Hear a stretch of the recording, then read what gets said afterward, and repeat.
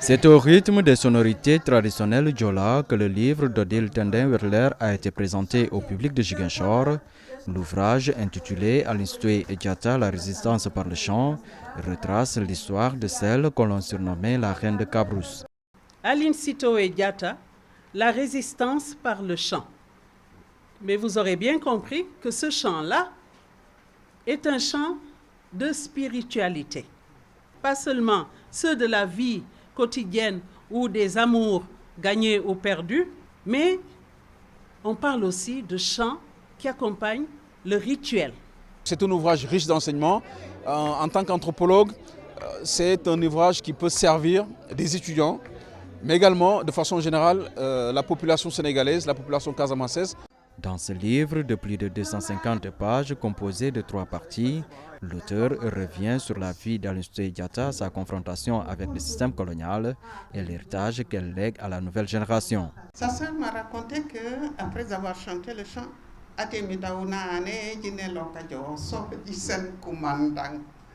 Dieu a dit d'arrêter de prendre les biens des gens pour les remettre au commandant. Et c'est le chant qui l'a fait condamner en fait. L'auteur est chercheur en linguistique et enseignant dans une université en Allemagne. Son ouvrage est le résultat de plus de 25 ans de recherche dans les archives et auprès des contemporains d'Aline Sitoé Diatta. Un livre très riche en planches, vous l'avez tantôt dit Annie, 63 planches, vous vous rendez compte, très riche. Dont 5 cartes, 17 témoins des événements, des témoins acteurs. Ce n'est pas une tâche facile, c'est une chance. Pour Odile, c'est une chance. C'était un travail assez laborieux et un travail assez dur. Mais je ne voulais pas du tout sortir un livre qui ne respectait pas surtout ce que les témoins eux-mêmes ont dit. Mon seul regret aujourd'hui, c'est que tous les témoins qui sont dans le livre que vous voyez là, aucun d'eux n'a eu l'opportunité de tenir ce livre à la main. Odile Tendin est originaire du village d'Essil dans le royaume Mofavu, dans la commune de Nampor. Sa vie professionnelle l'a menée loin du continent africain, mais elle a su garder des liens avec sa Casamance natale.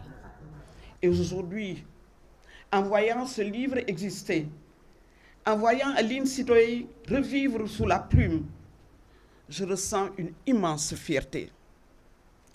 Fierté pour son travail, fierté pour son engagement, fierté pour la femme qu'elle est devenue.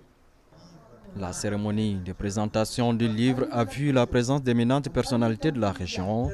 Elle est organisée en marge de la célébration du 8 mars, occasion pour la plateforme des femmes pour la paix en Casamance d'offrir à Aline Sitoé Diatta un modèle de leadership féminin.